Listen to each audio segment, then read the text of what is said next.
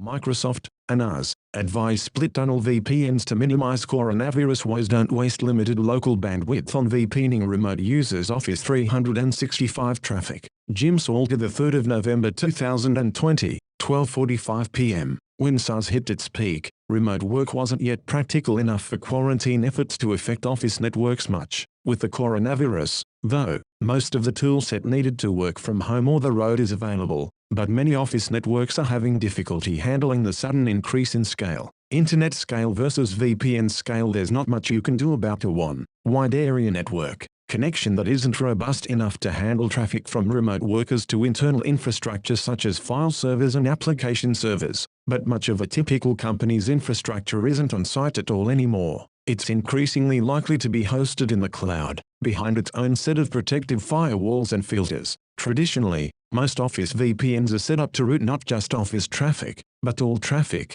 including internet-destined traffic, across the user's VPN tunnel. For most sites, that means paying a double penalty, or worse, for all internet traffic from VPN-connected users. Each HTTPS request and its subsequent response must hit both the upload and download side of the office's one twice. This is bad enough with a symmetric one, e.g., a 500 megabit per second fiber link, but it's beyond punishing for an asymmetric one, such as a 100 Mbps down/10 Mbps up coaxial link. The idea behind globally routed VPN tunnels is to allow an office firewall to inspect and monitor all traffic. Modern internet traffic is almost entirely end-to-end encrypted, however, which makes such inspection of dubious value. There's little reason to route Office 365 traffic through a typical office's local internet connection, instead of allowing it to flow directly from remote worker to the cloud. Routing as much as possible directly to the internet. We generally advise routing only office-bound traffic over an office VPN and allowing all internet traffic to proceed directly to its destination. This can easily reduce VPN traffic by an order of magnitude or more,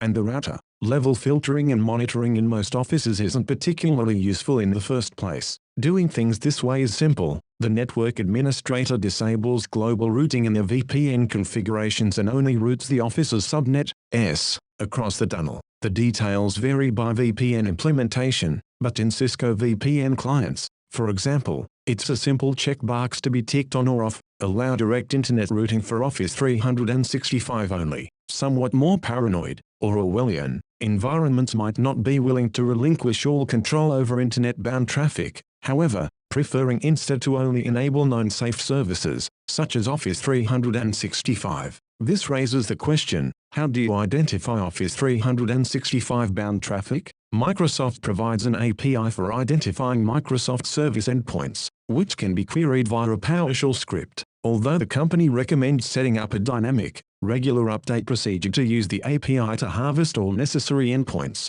Microsoft has also provided a simple list that's correct for now. IPv6, unfortunately, gets its usual maybe later treatment. Microsoft advises that IPv6 endpoints can simply be ignored and notes that its services will currently operate successfully on IPv4 only, but not the other way around. Listing image by CDC.